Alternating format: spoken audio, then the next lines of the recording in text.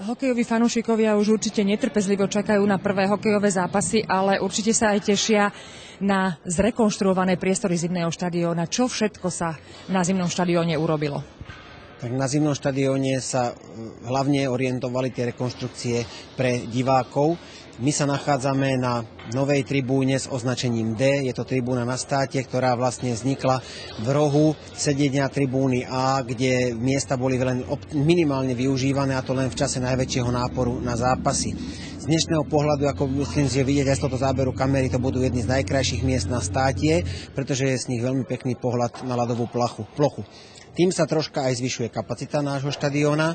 Ďalej sme urobili na tribúne A a B, tej časti, ktorá zostala, výmenu sedadiel, ktoré k dnešnému dňu tu ešte nie sú, ale budú namontované do 8. augusta. To znamená, že už k priateľským zápasom po návrate hokejového klubu z turnaja v Rusku budeme mať aj tieto sedadlá k dispozícii. Zvýšenie kapacity zabezpečujeme novými sedadlami, ktoré budú okolo ľadovej plochy, kde vznikne zhruba 455 nových miest.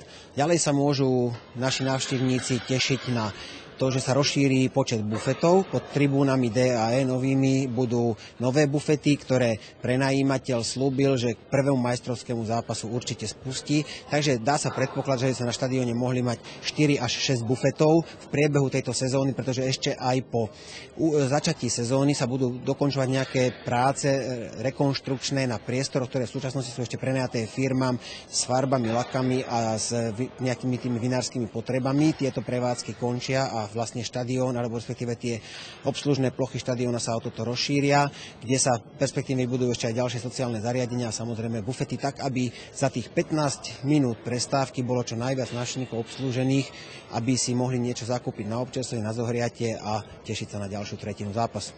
Hovorili ste, že sa zvýši kapacita, o koľko miest bude na tomto štadióne viacej? Viete, ako to je ťažko dneska povedať, pretože sú nejaké čísla, ktoré sú dané projekčne, sú čísla, ktoré potom vyplývajú z nejakých požiarno-bezpečnostných kapacít a sú čísla, ktoré sú reálne. Môžeme hovoriť, že kapacita tohto štadióna bude niekde okolo 4,5 tisíca divákov. Hokejisti už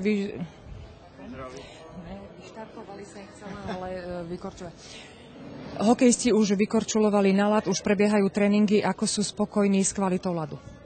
Tak prvý tréning bol v podstate od tejto reportáže asi 2 týždne naspäť. Hneď na prvom tréningu sme sa zaujímali od hokejistov, ako sa im pozdáva nový ľad. Bolo od nich vyjadrené poďakovanie za prípravu ľadu, že ľad je naozaj dobrý, je pevný, tvrdý, takže sa im na ňom dobre korčuluje a zatiaľ sme nemali žiadny technický problém s týmto ľadom. Zrejme aj to počasie nám troška pomohlo, pretože v určitom období sme mali otvorenú celú jednu stenu štadióna, lebo sa vymienial plášť štadióna a vôbec to nemalo vplyv na ľadovú plochu, čo je na druhej strane aj známka toho, že to chladiace zariadenie je veľmi výkonné a dokáže to udržať.